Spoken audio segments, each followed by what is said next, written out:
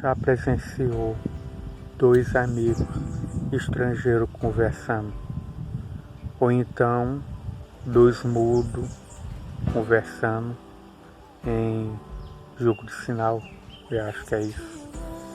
E você fica ali olhando aquilo ali, não entende nada, e fica curioso. Isso já aconteceu comigo. E eu acho que isso acontece na nossa vida constantemente. Eu sinto às vezes que a vida ela sempre está mandando uma mensagem, está nos transmitindo algo. Mas nós que somos os receptores, não estamos conseguindo assimilar essa informação. A vida sempre está ensinando. E dá a entender que a vida ela é muda. Ou dá para entender que a vida ela é como um estrangeiro, não fala a mesma língua que você. E aí ela manda sinais. E às vezes a gente tem que estar bem atento aos sinais para entender o que a vida quer nos falar. E quando ela fala, que ela gasta muita saliva, ela entra em ação. Eu muitas vezes me perguntei, por que eu estou nessa situação? Como é que eu fui cair de gaiato nessa situação? Às vezes eu fico me perguntando, será que eu estou no lugar certo? Será que essa é a situação certa que eu tenho que viver? Em algum momento, em algum relapso, eu sinto que eu tenho que viver isso e aquilo. Como se a vida estivesse ali cruzando o centro para ele está pensando. Ele vai entender o sinal que eu estou passando para ele. Uma vez eu vi uma frase muito linda, que eu faço de tudo para memorizar, não esquecer, porque ela chamou a minha atenção. Eu até acredito que a vida ficou feliz em saber que eu foquei nessa mensagem. A melhor forma de ajudar um amigo é fazer ele pensar. E é isso que a vida tem feito com todos nós. Como ela não consegue falar na nossa mesma língua, ou porque a gente não consegue fazer a leitura de sinais, o que ela faz? Ela cria situações para nos fazer refletir sobre as decisões que a gente tem tomado ou decisões que a gente deixou de tomar. E muitas das vezes, né, é o tempo todo isso acontece. O que nos leva e nos motiva a cair numa situação de reflexão é a dor. Eu vejo na dor o único mecanismo de fazer o homem parar, estacionar e pensar. Porque o homem que está lá no topo do sucesso, aplaudido o tempo inteiro, sendo elogiado, ele não vai ficar parando para pensar na vida, porque a vida dele está muito prazerosa. Se ele for pensar, ele fala assim, nossa, tenho bons amigos, estou satisfeito na minha vida financeira, tudo está muito bom no meu conforto, debaixo da minha sombra. No momento do auge, que ele está vivendo o melhor, desfrutando do bom e do melhor, a única coisa que ele vai ter que refletir é na sua bonança. Mas quando o homem está ali no fundo do poço, e no fundo do poço é o lugar onde você fica sempre sozinho, porque ninguém quer estar lá contigo no momento da sua desgraça. Desculpa usar essa palavra. Ninguém quer te acompanhar. É um trajeto, é um caminho árduo que você atravessa sozinho. Porque na sua bonança todo mundo quer provar do seu churrasco. No momento do seu auge, todo mundo quer aproveitar um pouco do bolo, um pedaço do bolo. Mas quando você está na vergonha, você fica desamparado, você não tem amigos. E nesse momento de solidão é que você para refletir. É uma situação, é uma zona de total desconforto. Gerador. Abre uma cicatriz, uma fenda na alma. Ai, como é dolorido. Mas aí a vida começa, aí você começa a entender o idioma da vida. Começa a entender o jogo de sinais que a vida estava te emitindo o tempo todo. Como é difícil o homem conseguir apenas entender o linguajar da vida apenas pelo processo da dor. Não é fácil, mas é prazeroso. E como se comportar diante disso tudo? Tem uma regra, tem uma fórmula.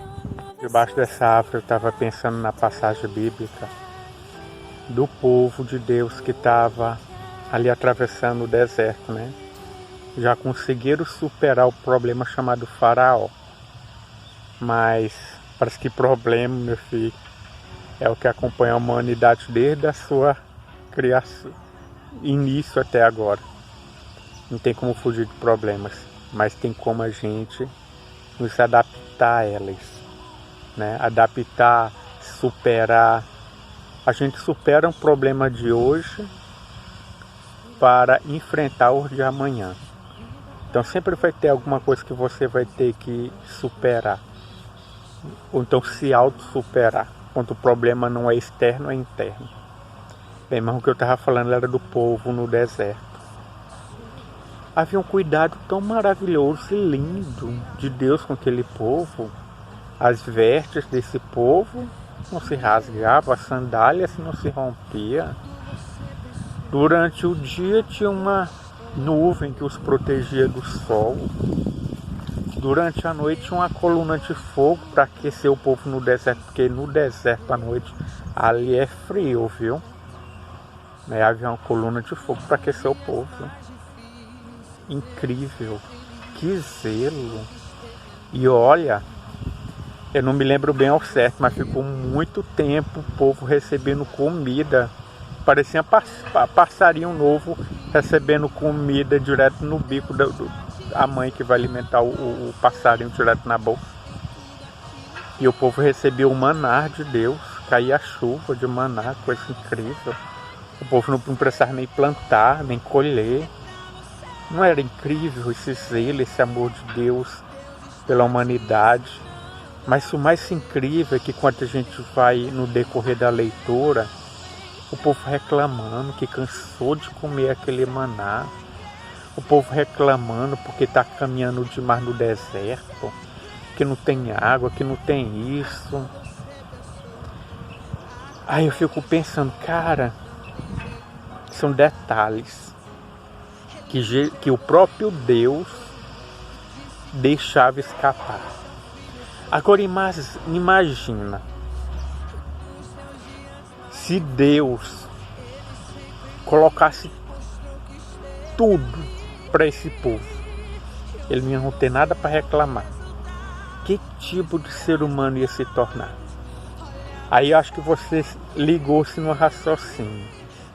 Eu tenho acompanhado algumas famílias e eu não estou generalizando, porque tem mães de primeira viagem que quando o filho chega, ela não levanta a mão para esse filho.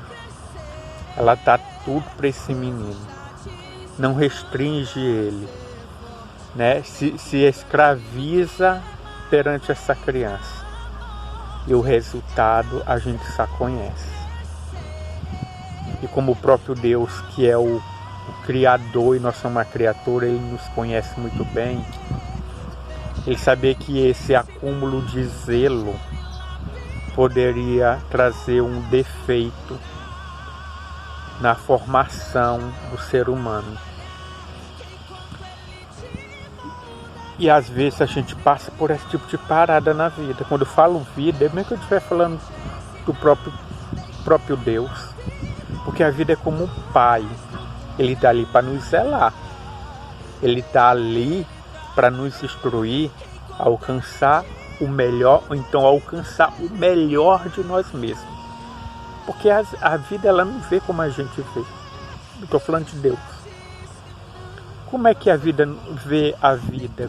Como que Deus vê a nossa convivência aqui? Primeiramente, Deus, quando olha para a humanidade, ele vê a gente um só. Ele não tem essa capacidade que nós temos de autovalorizar um fulano e desvalorizar um cicrano por causa dos seus status, ou posição social ou classe financeira. Nós temos disso, mas Deus não tem disso. Vocês estão entendendo? Então todo ser humano, independente de classe, religião, situação financeira, ele vai estar destinado a saborear todo tipo de emoção. Desde as emoções mais agradáveis ao eco, como as emoções que rasga e fere a alma, que entra a frustração, o medo, a dor, como a gente vai sentir amor, afeto, vai sentir empatia, sensibilidade. Todos nós vamos saborear diversas emoções. Mas o problema não é esse. O problema é como viver essa intensidade de emoções. O problema está aí. Porque nós temos que aprender a gerenciar. Uma das partes da Bíblia que sempre que eu leio eu me emociono é quando o José do Egito, ele vai para trás de uma coluna chorar, porque José chorou bastante, né, naquele momento, porque a ferida que havia sido fechada se abriu novamente. E a difícil tarefa de perdoar aqueles que os machucaram, que literalmente foram seus irmãos. Foi uma emoção vivida e de uma forma que ele tinha que superar tudo aquilo. Aquilo ali foi uma passagem monstra, viu? Porque nem todo mundo tem a capacidade de se auto-regenerar diante de um ataque desse, né? Num ataque bem mesmo, uma ferida literalmente latente na alma. Aquilo ali é algo que eu vou te falar, viu? É de aplaudir de pé a atitude de José referente ao perdão dele aos irmãos. Sobre como é a visão de Deus, a visão da vida, é que todo mundo vai passar por uma prova, mas antes da prova tem um ensaio, né? Tem uma preparação. Você não vai fazer uma prova se antes ser preparado, se antes não passar por uma teoria ou passar por uma prática para depois realmente efetuar a ação. E quando chega esse momento, independente da, como eu falei, classe, ou cor, raça ou inteligência, Deus sempre está ali, zelando da gente, mas também falando com a gente.